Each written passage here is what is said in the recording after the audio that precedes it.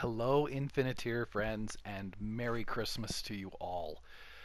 I am thrilled and excited to bring you this toy box. I've brought along Queen Elsa with me. I was looking I could not seem to find my Vanellope von Schweetz. I was hoping that she'd be able to come, but she's not. But it's okay, the cold doesn't bother Elsa anyway.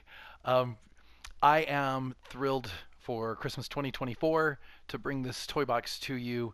It's a little bit different from the toy box of 2023. The 2023 Christmas toy box was, if you recall, the story of a Christmas Carol. And while I was looking for what to do last year, I actually was looking across YouTube, and one of the things that I ran across in two places were from the old servers and videos that people had done in doing showcase of exploring various toy boxes. And one of the toy boxes that just thrilled me when I looked at it, and I took a bunch of screenshots, and I started this actually before Christmas season was over last year, and said, okay, that's the one I'm doing next year for 2024. And this is actually going to be a two-parter. We're going to do the second half of this in 2025. So it'll give you something to look forward to for the next year. But one of the things that I just wanted to kind of talk about with this is it was called A Christmas Wish. Now, the two video showcases that I found online had one of them had Finn as the child, the kid for it, and the other one had Mickey Mouse, and it was just kind of fun to see. And the way that it was done was as the story of the Polar Express. And the train came and brought them to this point. And this is just the part that I wanted to start with because I didn't really feel like I wanted to do the first half of Christmas Wish. But this second half of Christmas Wish, or the middle portion actually, because there were some other portions, and we'll get to one of those in this video, but the middle portion is really the part that's the most exciting. We get dropped off at the gates to the North Pole. And this is kind of your Polar Express North Pole. And what I've done with this is I took with the screenshots and I took and did what I felt was some upgrades on some things, but really copied a lot of other things too because I had really enjoyed what they had done. So let's go inside and see. Now, one of the things I did not do this year that I will add next year was I didn't add any life to this. I haven't added any of the elves or anything like that, which they added some of the dwarves and Peter Pan and things like that, like Dopey and Peter Pan, and it was really kind of cool to be able to see. I just didn't have time to finish all of that with this today before getting this done for this Christmas special Disney Infinity Showcase event. So this is what we get today. I love the beauty of the sky. I love how they've made this happen, and we'll talk a little bit about how all of this was created. This is one of the water pieces, and I'm trying to remember. It actually was just four pieces that I brought together from the water, and then added on top of that, I added some ice transition pieces from Hoth, and those are just terrain pieces that are the terrain transition pieces, and it just created just a beautiful layer there. And if I remember, I'll put it in the comments if I remember which piece I used, and then I just took the road around in a circle right next to it and just matched that up just perfectly. One of the other things that I really enjoyed was the little village that they had on both sides. There was one on one side and a little bit on the other. One of the things I changed up with it that I really loved was I loved just keeping it all this style instead of adding all of the sweet stuff and some of the things that are brought in from Wreck-It Ralph and from the Sweet Street stuff, the Raceway. So I Sugar Rush Raceway. But I just added a couple of different things, adding Oaken's cabin and just having just these nice little Christmas wintry cabins here. Really kind of added the touch that I really loved to this. I added a few more buildings on this side, made it to where you can just kind of go down. Now, if you've ever been to any of these kind of winter-esque places in real life, this really kind of gives you just a little bit of that feel. One of my favorite places, because I live in the Intermountain West, to go at Christmas time is Sun Valley, Idaho. And Sun Valley is gorgeous this time of the year. Oh, it's Frozen. That's what the one that the water circle is. And all I did was just some curved pieces, and then took the indoor trees and just made a big, nice Christmas tree in it. Maybe next year, before we get going next year, I'll decorate it. I'm not sure. But I just created some nice little paths to be able to go around and to help it feel like you're going into some little doors, some little locations, just to give just a nice little North Pole village feel. One of the other things talking about villages that I really enjoy, there is it's made it onto places, and I live close enough to it that I've been before, and that is the Christmas Village in Ogden, Utah, is a really fun place to be able to go see. There's miniature little villages, kind of almost like those ones down that you see there in the corner. Um, and they are decorated. They're just little miniature homes that are decorated with little Christmas scenes with Christmas lights around them.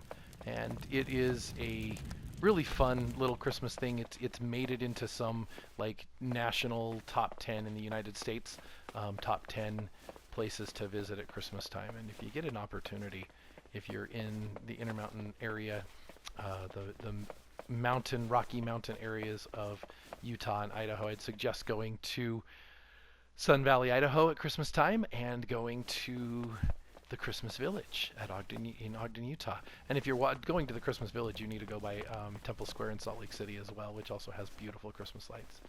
Um, anyway, so this is really a lot of the direction that everything went. Now I'm going to show you some things that I added on to this, just to kind of give you the little showcase of this. This was not part of what had been done before, but I thought it would be nice to just have a nice little spot to go and run all the way down, all the way back. So I ended up having to add the cobblestone or the dungeon stone piece to it. I did the same thing on the other side, just to give a little bit more of a place for a player to go and run around, especially if you do some sort of a hide and seek thing. Oh, I started building something and then I took it away on this side, so I'm going to just get rid of it really quickly here.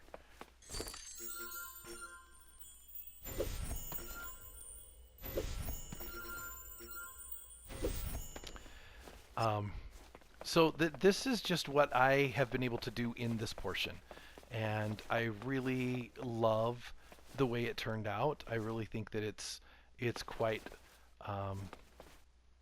fun to have been able to create this. Now, what am I going to be doing for next year? Well, one of the things that happened in the original Christmas Wish storyline was you could go inside those doors that are right there, and this would look a little bit different. They had the doors a little bit closer.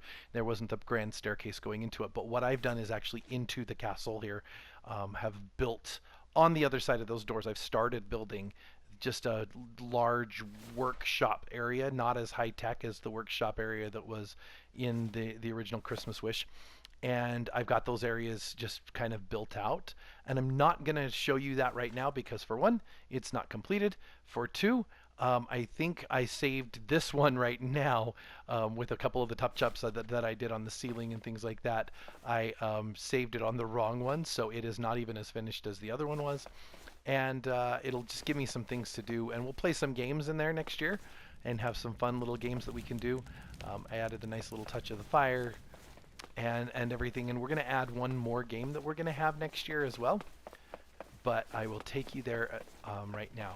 So not only was this main area the spot that was done, and you can just see, I'll kind of do a little bit of a flyover. I'm sorry, I just got talking and just kind of wandering through here, but so that you can kind of see the nice little shops and everything like that.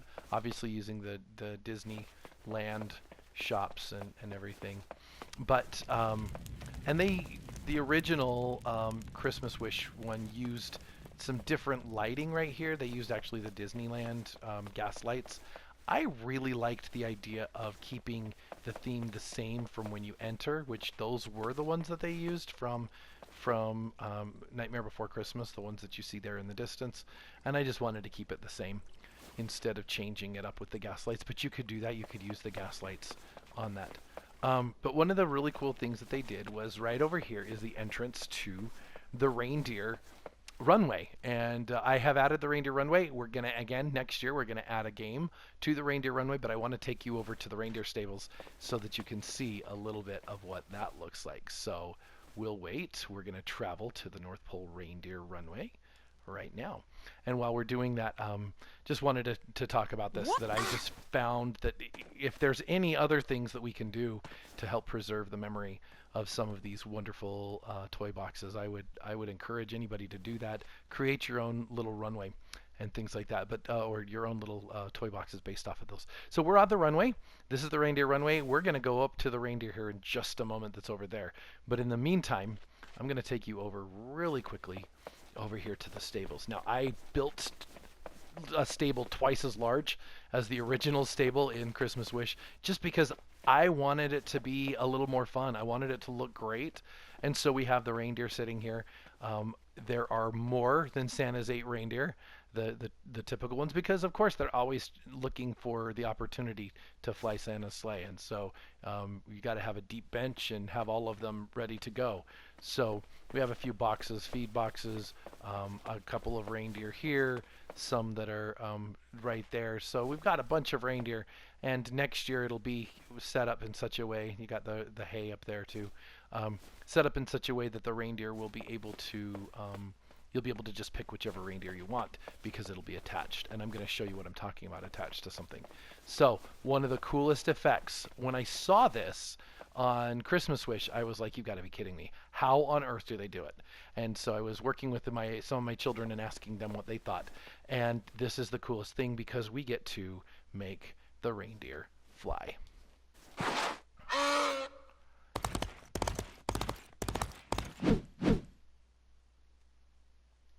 And you can see that they are not flying, but they are doing a little bit of jumping higher than what they normally would do.